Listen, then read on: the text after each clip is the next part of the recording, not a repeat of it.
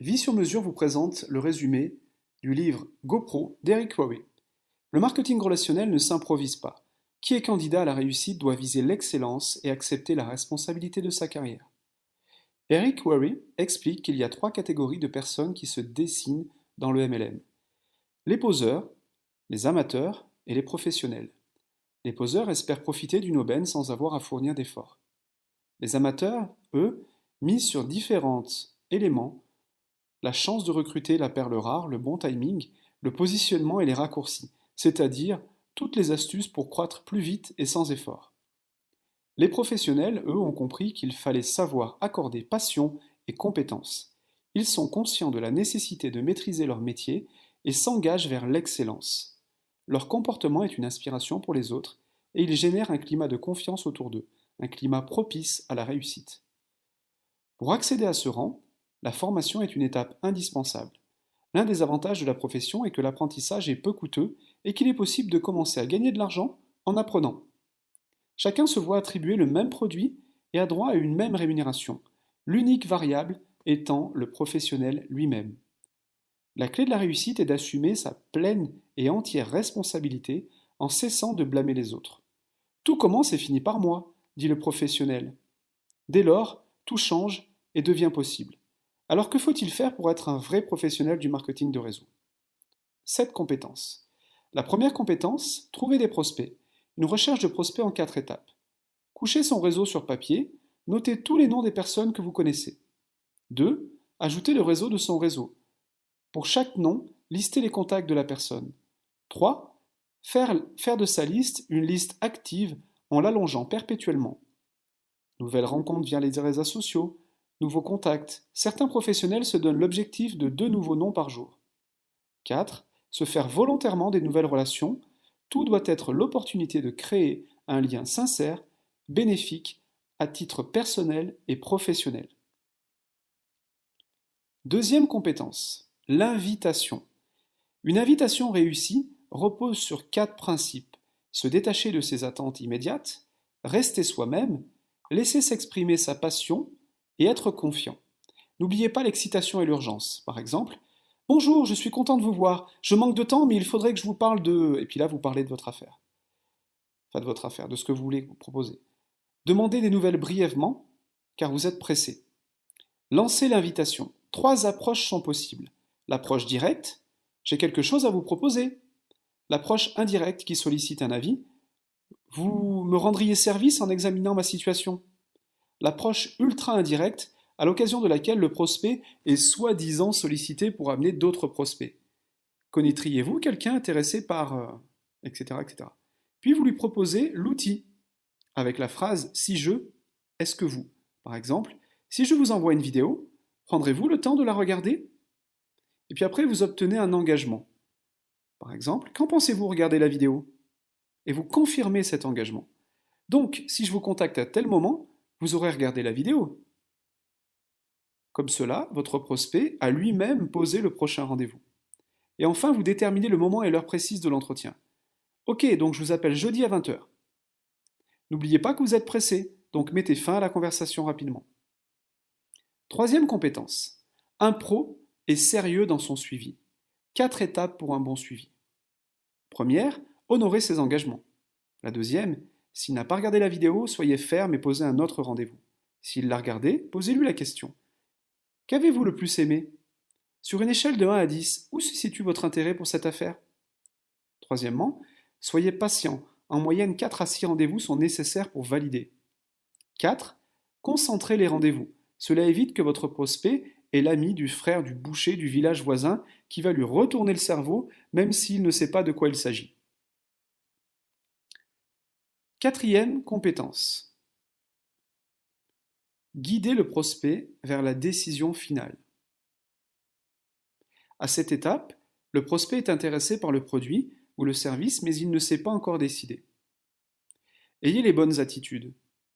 Première attitude, ne soyez pas pressé. Vous n'êtes pas chasseur et ce n'est pas une proie. Deuxième attitude, soyez confiant. Vous connaissez votre société et vous savez que vous allez accompagner votre prospect vers sa réussite. Faites-le lui savoir. Troisième attitude, assurez-vous d'avoir accès à votre lien d'enregistrement de parrainage ou votre numéro de distributeur.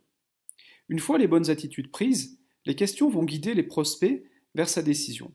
Posez-lui la question: qu'avez-vous le plus aimé? Ou toute autre question favorisant une pensée positive. Puis, on proposera à l'interlocuteur d'évaluer son intérêt sur une échelle de 1 à 10. 4 questions concluront l'entretien. La première: combien aimeriez-vous gagner? La deuxième: combien d'heures hebdomadaires pourriez-vous consacrer à cette affaire? 3. Combien de mois pourriez-vous consacrer à cette activité? Enfin 4. Si vous pouviez gagner X euros en X heures par semaine pendant X mois et que je vous montre une méthode simple pour y arriver, seriez-vous prêt à vous engager?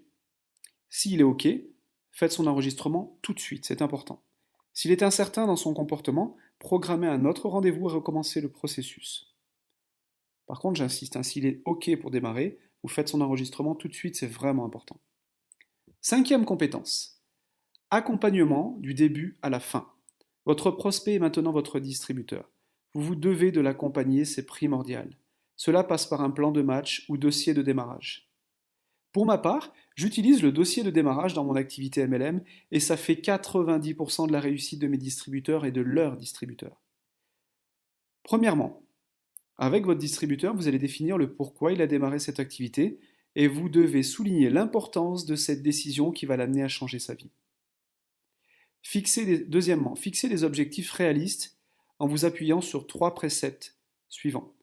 La personne est seule responsable de son succès ou de ses échecs. Le professionnel est à ses côtés, lui donne les outils et la soutient même si il ne fera pas les choses à sa place. Le professionnel reconnaît qu'il y aura des hauts et des bas, qu'il s'agit d'un processus normal et demande comment le distributeur veut être aidé dans les moments difficiles. 3. Le professionnel établit une liste de contrôles répertoriant tout ce dont le distributeur va avoir besoin. 4. Défiez votre distributeur à obtenir des résultats rapides tout en lui donnant les clés pour y arriver. Ça lui donnera une dynamique. 5.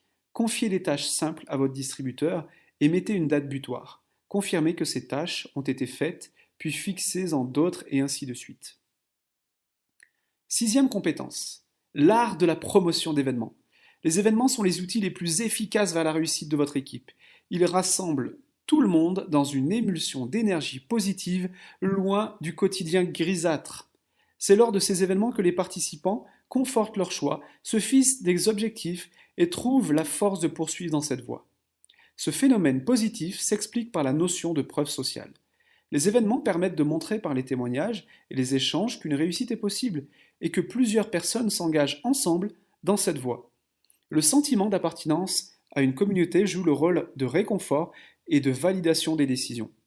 Un bon professionnel ne fait pas que comprendre l'importance des événements, il les promeut assidûment. Cela passe par un investissement personnel sans faille, quel qu'en soit le coût.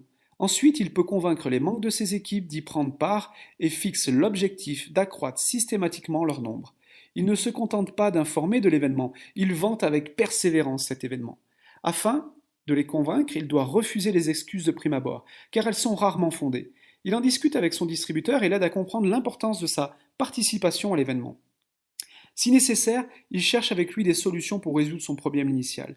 Il est aussi pertinent que le professionnel raconte son histoire à titre d'exemple de témoignage.